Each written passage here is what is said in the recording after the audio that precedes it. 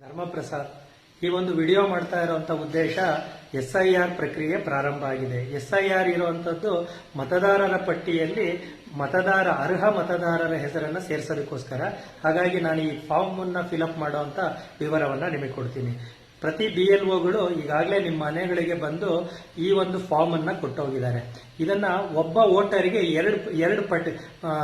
ಎರಡು ಪ್ರತಿನಲ್ಲಿ ಕೊಡ್ತಾರೆ. ಆ ಎರಡನ್ನೂ ಕೂಡ ನಾವು ಫಿಲ್ಅಪ್ ಮಾಡಿ BLOಗಳಿಗೆ ಕೊಡಬೇಕು. ಒಂದನ್ನ ಅವರು ಅಕ್ನಾಲಜ್ಮೆಂಟ್ ರೀತಿ ನಮಗೆ ವಾಪಸ್ ಕೊಡ್ತಾರೆ. ಫಿಲ್ಅಪ್ ಮಾಡಿ ಇದನ್ನ ವಾಪಸ್ ಕೊಡ್ತಾರೆ.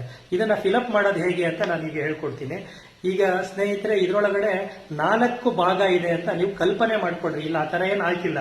ಮೊದಲನೇದು ಇದು ಪಾರ್ಟ್ 1 ಭಾಗ 1. ಈ ಭಾಗ 1ರಲ್ಲಿ ನಿಮ್ಮ ವಿವರ ಅಂದ್ರೆ ಮತದಾರರ ವಿವರ ಇಲ್ಲಾಗ್ಲೇ ಪ್ರಿಂಟ್ ಮಾಡಿಬಿಟ್ಟಿದ್ದಾರೆ. ಇಲ್ಲಿ ನೋಡಿ, ಮತದಾರರ ಹೆಸರು ಇಲ್ಲಿದೆ, ಮತದಾರರ ವಿಳಾಸ ಇಲ್ಲಿದೆ, ಮತದಾರರ ಭಾವಚಿತ್ರ ಇದೆ. ಇಲ್ಲಿ ಈ ಭಾವಚಿತ್ರ ಚೆನ್ನಾಗಿಲ್ಲ ಅಂತಂದ್ರೆ ನೀವು ಇನ್ನೊಂದು ಕಲರ್ ಫೋಟೋ ಇರುವಂತ ಭಾವಚಿತ್ರವನ್ನು ಅಂಟಿಸಬಹುದು. ಇದು ಪಾರ್ಟ್ 1. ಇದರೊಳಗಡೆ ನಿಮ್ಮ ಹೆಸರು, ನೀವು ಯಾವ ಬೂತ್ನವರು, ಎಷ್ಟನೇ ಸೀರಿಯಲ್ ಅಲ್ಲಿ ಇದ್ದೀರಾ ಅನ್ನುವಂತ ವಿವರ 2025ರ ಮತಪಟ್ಟಿನಲ್ಲಿ ಇರೋ ಹಾಗೆ ಈಗಾಗಲೇ ಇಲ್ಲಿ ಬಂದ್ಬಿಟ್ಟಿದೆ. ಇದು ಎಡಗಡೆ ಭಾಗ, ಇದು ಪಾರ್ಟ್ 2 ಅಂದ್ಕೊಳ್ರಿ. ಇದು ಬಲಗಡೆ ಭಾಗ ಪಾರ್ಟ್ 3 ಅಂದ್ಕೊಳ್ರಿ. ಇದು ಪಾರ್ಟ್ 4 ಕೆಳಗಡೆ. ಎಲ್ಲಿಂದ ಅಂತಂದ್ರೆ ನಿಮ್ಮ ಡೇಟ್ ಆಫ್ ಬರ್ತ್ ಅಂತ ಕೇಳಿದಾರಲ್ಲ, ಅಲ್ಲಿಂದ ಪೂರ್ತಿ ಪಾರ್ಟ್ 4 ಅಂತ ಕಲ್ಪನೆ ಮಾಡ್ಕೊಡ್ರಿ. ಪಾರ್ಟ್ 1 ನೀವೇನ್ ಬರಿಬೇಕಾಗಿಲ್ಲ, ಅವರೇ ಪ್ರಿಂಟ್ ಮಾಡಿದ್ದಾರೆ. ಪಾರ್ಟ್ 2 ನಲ್ಲಿ 2002ನೇ ಇಸ್ವಿನಲ್ಲಿ ನೀವು ಯಾವ ಮತಗಟ್ಟೆನಲ್ಲಿ ಇದ್ರಿ, ಯಾವ ಬೂತ್ ಅಲ್ಲಿ ಇದ್ರಿ ಅನ್ನುವಂತ ವಿವರವನ್ನ ಬರಿಬೇಕು. ನೀವು ಅಂದ್ರೆ ಯಾರು? ಮತದಾರ. ಅದನ್ನ ಸೆಲ್ಫ್ ಮ್ಯಾಪಿಂಗ್ ಅಂತಾರೆ. ನೀವು 2002ರಲ್ಲಿ ವೋಟರ್ ಆಗಿದ್ರೆ ಈ ಎಡಗಡೆ ಬರೀಬೇಕು. ನೀವು 2002ರಲ್ಲಿ ನಿಮ್ಗೆ 18 ವರ್ಷನೂ ಆಗಿರ್ಲಿಲ್ಲ ಅಥವಾ ಬೇರೆ ಯಾವುದೋ ಊರಲ್ಲಿದ್ರಿ, ನಿಮ್ಮ ವಿವರ ಇರ್ಲಿಲ್ಲ ಅಂತ ಇಟ್ಕೊಳ್ಳಿ.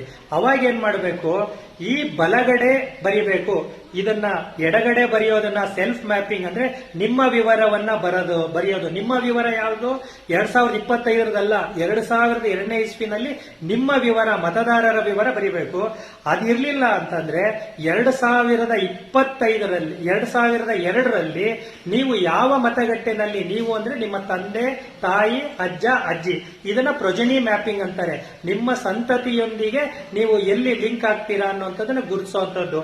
ಎಡಗಡೆ ನಿಮ್ದು ಇದ್ರೆ, ಇರ್ಲಿಲ್ಲ ಅಂದ್ರೆ ಬಲಗಡೆದು ನಿಮ್ಮ 2002ನೇ ಇಸ್ವಿನಲ್ಲಿ ತಂದೆ, ತಾಯಿ, ಅಜ್ಜ, ಅಜ್ಜಿನಲ್ಲಿ. ಈ ಉದಾಹರಣೆಗೆ ಇದು ಆಶಾ ಅವರ ಅಪ್ಲಿಕೇಶನ್ ಫಾರ್ಮ್. ಆಶಾ ಅವ್ರ ಹೆಸರು ಇಲ್ಲಿದೆ, ಅಡ್ರೆಸ್ ಇಲ್ಲಿದೆ, ಅವ್ರ ಫೋಟೋ ಇಲ್ಲಿದೆ. ಆಶಾ 2002ರಲ್ಲಿ ಇಲ್ಲಿ ಮತದಾರರಲ್ಲ. ಹಾಗಾಗಿ ಅವರು ಈ ಕಾಲಮ್ ಅನ್ನ ಬರೆಯಕ್ ಸಾಧ್ಯ ಆಗಿಲ್ಲ. ಹಾಗಾಗಿ ಏನ್ ಮಾಡಬೇಕು, 2002ರಲ್ಲಿ ಅವರ ಅಮ್ಮನ ವಿವರವನ್ನ ಕೊಟ್ಟಿದ್ದಾರೆ. ಅವರು ಅವಾಗ ಧಾರವಾಡದಲ್ಲಿ, ಹುಬ್ಬಳ್ಳಿನಲ್ಲಿದ್ರು. ಅವಾಗ ಇಲ್ಲಿ ಮೇಲ್ಗಡೆ ಅವರ ತಾಯಿಯ ಹೆಸರು, ಆಶಾ ಅವ್ರದ್ದು ಮತದಾರರ ತಾಯಿಯ ಹೆಸರು ಚಂದ್ರಮ್ಮ ಅಂತ ಇಲ್ಲಿ ಬರ್ದಿದ್ದಾರೆ. ಅವ್ರದ್ದು ಎಪಿಕ್ ಕಾರ್ಡ್ ನಂಬರ್ ಇದ್ರೆ, ಎಪಿಕ್ ಕಾರ್ಡ್ ಅಂದ್ರೆ ಎಲೆಕ್ಷನ್ ವೋಟರ್ ID ಇದೆಯಲ್ಲ, ಅದ್ರ ನಂಬರ್ ಇದ್ರೆ ಬರೀತಾರೆ. ಆಮೇಲೆ ಚಂದ್ರಮ್ಮ ಅವರ ಗಂಡನ ಹೆಸರು ಮಹದೇವಪ್ಪ ಅಂತ ಬರ್ದಿದ್ದಾರೆ. ಅದಾದ್ಮೇಲೆ ಅವರಿಗೆ ಸಂಬಂಧ ಏನು ಅಂತ ಇಲ್ಲಿ ಗಂಡ ಅಂತ ಬರ್ದಿದ್ದಾರೆ. ಯಾವ ಜಿಲ್ಲೆ? ಧಾರವಾಡ. ಯಾವ ರಾಜ್ಯ? ಕರ್ನಾಟಕ. ಮತ್ತೆ ಇಲ್ಲಿ ವಿಧಾನಸಭಾ ಕ್ಷೇತ್ರ ಅಂತ ಕೇಳಿದ್ದಾರೆ. ಅಲ್ಲಿ ಹುಬ್ಬಳ್ಳಿ ಗ್ರಾಮಾಂತರದಲ್ಲಿ ಇದ್ರು. ಆ ಹುಬ್ಬಳ್ಳಿ ಗ್ರಾಮಾಂತರದ ಸಂಖ್ಯೆ ಅವಾಗ 177 ಆಗಿತ್ತು. ಬೂತ್ ನಂಬರ್ ಅವರಮ್ಮ ಅಂದ್ರೆ ಚಂದ್ರಮ್ಮ ಅವರು 64ನೇ ಬೂತ್ ಅಲ್ಲಿದ್ರು. ಆ 64ನೇ ಬೂತಿನ ಮತಪಟ್ಟಿನಲ್ಲಿ ಸೀರಿಯಲ್ ನಂಬರ್ 202ರಲ್ಲಿ ಅವರ ತಾಯಿ ಇದ್ರು. ಈ ಎಡಗಡೆ ಬರೆಯೋದಕ್ಕಾಗಲಿಲ್ಲ. ಯಾಕೆ ಅಂದ್ರೆ 2002ರಲ್ಲಿ ಅವ್ರು ವೋಟರೇ ಅಲ್ಲ. ಹಾಗಾಗಿ 2002ರಲ್ಲಿ ಅವ್ರ ತಂದೆ, ತಾಯಿ, ಅಜ್ಜ, ಅಜ್ಜಿಯ ವಿವರವನ್ನ ಇಲ್ಲಿ ಬರೆದ್ರು. ಸೊ ಮೇಲ್ಗಡೆ ಪಾರ್ಟ್ 1ನಲ್ಲಿ ಪ್ರಿಂಟ್ ಆಗಿದೆ ಮುಂಚೆನೆ. ಪಾರ್ಟ್ 2ನಲ್ಲಿ ಅಂದ್ರೆ ಇದ್ರೊಳಗಡೆ ಎಡಗಡೆ ಬರೆಯಕ್ಕಾಗಿಲ್ಲ, ಸೆಲ್ಫ್ ಮ್ಯಾಪಿಂಗ್ ಮಾಡ್ಕೊಳಕ್ಕಾಗಿಲ್ಲ. ಹಾಗಾಗಿ ಅವರ ತಂದೆ, ತಾಯಿ ಅಥವಾ ಅಜ್ಜ, ಅಜ್ಜಿದು ವಿವರ ಇಲ್ಲಿ ಬರ್ದಿದ್ದಾರೆ. ಇದು ಸ್ಪಷ್ಟ ಆಗಿದೆ ಅಂತ ಅನ್ಕೊಳ್ತೀನಿ. 4ನೇ ಪಾರ್ಟ್ ಏನು ಅಂದ್ರೆ ಇಲ್ಲಿ ಜನ್ಮ ದಿನಾಂಕ ಅಂತ ಸ್ಟಾರ್ಟ್ ಆಗಿದೆಯಲ್ಲ, ಈ ಜನ್ಮ ದಿನಾಂಕದಿಂದ ಯಾರ ಜನ್ಮ ದಿನಾಂಕ? ಮತದಾರರದು ಅಂದ್ರೆ ನಿಮ್ದು. ಅದಾದ ಮೇಲೆ ಇಲ್ಲಿ ಆಧಾರ್ ಸಂಖ್ಯೆ ಕೇಳಿದ್ದಾರೆ, ಯಾರ್ದು? ನಿಮ್ದು. ಅದಾದ ಮೇಲೆ ನಿಮ್ಮ ಮೊಬೈಲ್ ನಂಬರ್ ಕೇಳಿದ್ದಾರೆ, ನಿಮ್ದು, ವೋಟರ್ದು. ವೋಟರ್ ಆದ್ಮೇಲೆ ಅವ್ರ ತಂದೆ ಹೆಸರು, ಅವ್ರ ತಂದೆದು ಕಾರ್ಡ್ ಎಲೆಕ್ಷನ್ ID ನಂಬರ್ ಇದ್ರೆ, ಅವ್ರ ತಾಯಿಯ ಹೆಸರು, ಅವ್ರದ್ದು ನಂಬರ್ ಇದ್ರೆ, ಅದಾದ್ಮೇಲೆ ಅವ್ರ ಗಂಡ ಅಥವಾ ಹೆಂಡತಿಯ ಹೆಸರನ್ನ ಇಲ್ಲಿ ಬರಿಬೇಕು. ಅವ್ರದ್ದು ಎಪಿಕ್ ಕಾರ್ಡ್ ಇದ್ರೆ ಇಲ್ಲಿ ಬರಿಬೇಕು. ಇಲ್ಲ ಆದ್ಮೇಲೆ ಇದನ್ನ ಡಿಕ್ಲರೇಷನ್ ಅಂತ ಕರೀತಾರೆ. ಇದನ್ನು ಓದ್ಕೊಳ್ರಿ. ಓದ್ಕೊಂಡು ಇಲ್ಲಿ ಒಂದು ಸೈನ್ ಮಾಡಿ ನೀವು ಸಬ್ಮಿಟ್ ಮಾಡಿದ್ರೆ ನಿಮ್ಮ ಅಪ್ಲಿಕೇಶನ್ ಕಂಪ್ಲೀಟ್ ಆಯ್ತು, ನಿಮ್ಮ ಹೆಸರು ಮತದಾರರ ಪಟ್ಟಿಯಲ್ಲಿ ಸೇರುತ್ತೆ. ಇದನ್ನ ಯಾರಿಗೆ BLOಗಳಿಗೆ ಕೊಟ್ರೆ ಇನ್ನೊಂದು ಬರುತ್ತೆ. ಈ ಎಡಗಡೆ ಬಲಗಡೆ ಪ್ರೊಜನಿ ಮ್ಯಾಪಿಂಗು ಅಥವಾ ಸೆಲ್ಫ್ ಮ್ಯಾಪಿಂಗ್ ಎರಡೂ ವಿವರ ನಿಮ್ಮ ಹತ್ರ ಇಲ್ಲ. ಏನು ಟೆನ್ಷನ್ ಮಾಡ್ಕೊಳ್ಳೋ ಅಗತ್ಯ ಇಲ್ಲ. ಯಾಕೆ ಅಂದ್ರೆ ಮೇಲ್ಗಡೆ ಇಲ್ಲಿದೆ ನೋಡ್ರಿ, BLO ಹೆಸರನ್ನ ಫೋನ್ ನಂಬರ್ ಸಮೇತ ಕೊಟ್ಬಿಟ್ಟಿದ್ದಾರೆ. ನೀವು BLOಗೆ ಫೋನ್ ಮಾಡಿದ್ರೆ ಅವರೇ ನಿಮ್ಮ ಈ ಎರಡರಲ್ಲಿ ಒಂದಿನ ವಿವರವನ್ನ ಕೊಡ್ತಾರೆ. ಈಗ ಆಲ್ರೆಡಿ ಅವರು ಮ್ಯಾಪಿಂಗ್ ಮಾಡಿ ಇಟ್ಕೊಂಡಿದ್ದಾರೆ, ನೀವು ಹೋಗಿ ಕೇಳಿದ್ರೆ ಕೊಡ್ತಾರೆ. ಹಾಗಾಗಿ ಟೆನ್ಷನ್ ಮಾಡ್ಕೊಳ್ದೆ ಪಾರ್ಟ್ 4 ಅನ್ನ ನೀಟಾಗಿ ಫಿಲಪ್ ಮಾಡಿ.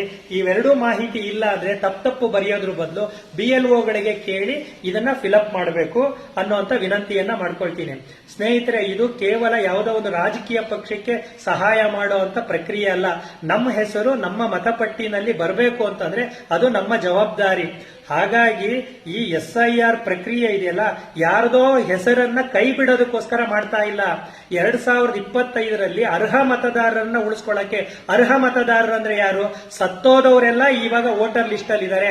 ಊರು ಬಿಟ್ಟು ದೇಶಾಂತರ ಆದವರು ಕೂಡ ಮತದಾರರ ಪಟ್ಟಿಯಲ್ಲಿ ಇದ್ದಾರೆ. ಹಾಗಾಗಿ ಅವರನ್ನ ಕೈ ಬಿಡುವಂತ ಪ್ರಕ್ರಿಯೆನೇ ವಿನಃ ಇದನ್ನ ಅರ್ಹ ಮತದಾರರನ್ನ ಕೈ ಬಿಡುವಂತದ್ದಲ್ಲ. ಪ್ರತಿ ಅರ್ಹ ಮತದಾರರು ಈ ಒಂದು ಪ್ರಕ್ರಿಯೆಯಲ್ಲಿ ನೀವೇ ಭಾಗವಹಿಸಬೇಕು, ನಿಮ್ಮ ಹೆಸರಿರೋಂಗ್ ನೋಡ್ಕೊಳ್ಬೇಕು. ಹಾಗಾಗಿ ಇದು ದೇಶದ ಕಾರ್ಯ ಅಂತ ಯಾಕೆ ಹೇಳ್ತಾ ಇದ್ದೀನಿ ಅಂದ್ರೆ, ಒಂದ್ ಸಣ್ಣದಾಗಿ ಯೋಚನೆ ಮಾಡ್ರಿ. ಪಶ್ಚಿಮ ಬಂಗಾಳದಲ್ಲಿ 91 ಲಕ್ಷ ಅನರ್ಹ ಮತದಾರರಿದ್ರು. ಬಾಂಗ್ಲಾದೇಶದವರಿದ್ರು, ಸತ್ತವರಿದ್ರು. ಒಬ್ಬನೇ 4 ಕಡೆ ವೋಟನ್ನ ರಿಜಿಸ್ಟರ್ ಮಾಡ್ಕೊಂಡಿದ್ದ. ಹಾಗಾಗಿ ಏನಾಗ್ತಾ ಇತ್ತು, ಬಾಂಗ್ಲಾದವ್ರಿಗೆ ಯಾರು ಬೇಕಾಗಿತ್ತೋ ಅವ್ರು ಗೆಲ್ತಾ ಇದ್ರು. ಈ ದೇಶದ ಮತದಾರ ನನಗ್ ಬೇಕಾದಂತ ಒಳ್ಳೆ ವ್ಯಕ್ತಿಯನ್ನ ಗೆಲ್ಲಿಸ್ಕೊಳ್ಬೇಕಾಗಿರೋದು ಯಾರು ಅಂದ್ರೆ ಈ ದೇಶದಲ್ಲಿರುವಂತ ಮತದಾರ. ಇವತ್ತು ವೆಸ್ಟ್ ಬೆಂಗಾಲ್ ಅಲ್ಲಿ ಬಿಜೆಪಿ ಗೆಲ್ತು ಅಂತ ನೀವು ಅನ್ಕೊಂಬೇಡ್ರಿ. ವೆಸ್ಟ್ ಬೆಂಗಾಲ್ ಅಲ್ಲಿ ಗೆದ್ದಿದ್ದು ಭಾರತ. ಯಾಕೆ ಅಂತ ಹೇಳ್ತೀನಿ ಅಂದ್ರೆ, ಅಲ್ಲಿ ದೇಶಭಕ್ತರನ್ನ ಆ ಮತದಾರ ಗೆಲ್ಸಿದ್ರಿಂದ ಬಾಂಗ್ಲಾ ಗಡಿ ಬಂದ್ ಆಗ್ತಾ ಇದೆ. ಬಾಂಗ್ಲಾದಿಂದ ಬರ್ತಾ ಇದ್ರಲ್ಲ ಉಗ್ರಗಾಮಿಗಳು, ಅವರಿಗೆ ಇವಾಗ ತಡೆ ಒಡ್ಡಿದೆ. ಪಾಕಿಸ್ತಾನದ ಮತದಾರರನ್ನ ಕಿತ್ತಾಕಿದ್ರು, ಅಲ್ಲಿ ಸತ್ತೋದವರನ್ನ ಡಿಲೀಟ್ ಮಾಡಿದ್ರು. 4 ಕಡೆ 5 ಕಡೆ 10 ಕಡೆ ವೋಟ್ ಇಟ್ಕೊಂಡವ್ರನ್ನೆಲ್ಲ ಡಿಲೀಟ್ ಮಾಡಿ ಒಂದು ಕಡೆ ಅವರನ್ನ ಉಳಿಸಿದ್ರು. ಅಂದ್ರೆ ಅರ್ಹ ಮತದಾರರನ್ನ ಕೇವಲ ಒಂದು ಕಡೆ ವೋಟ್ ಮಾಡೋದಕ್ಕೆ ಉಳಿಸಿದ್ರು. ಈ ಎಲ್ಲಾ ಕಾರಣದಿಂದ ಏನಾಯ್ತು, ಬಾಂಗ್ಲಾದಲ್ಲಿ ಯಾವುದೋ ರಾಜಕೀಯ ಪಕ್ಷ ಗೆಲ್ಲಿಲ್ಲ, ದೇಶಭಕ್ತರು ಗೆಲ್ಲರು. ಆ ದೇಶಭಕ್ತರ ಗೆದ್ದಿದ್ರ ಕಾರಣಕ್ಕೋಸ್ಕರ ಈ ದೇಶ ಸುರಕ್ಷಿತವಾಗಿದೆ. ಹಾಗಾಗಿ ನೀವು ನಿಮ್ಮ ಮತವನ್ನ ಉಳಿಸ್ಕೊಳ್ಬೇಕು, 4 ಜನಕ್ಕೆ ಹೇಳಬೇಕು.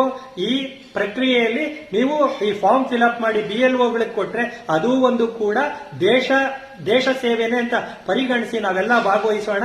ಭಾರತ್ ಮಾತಾ ಕಿ ಜೈ.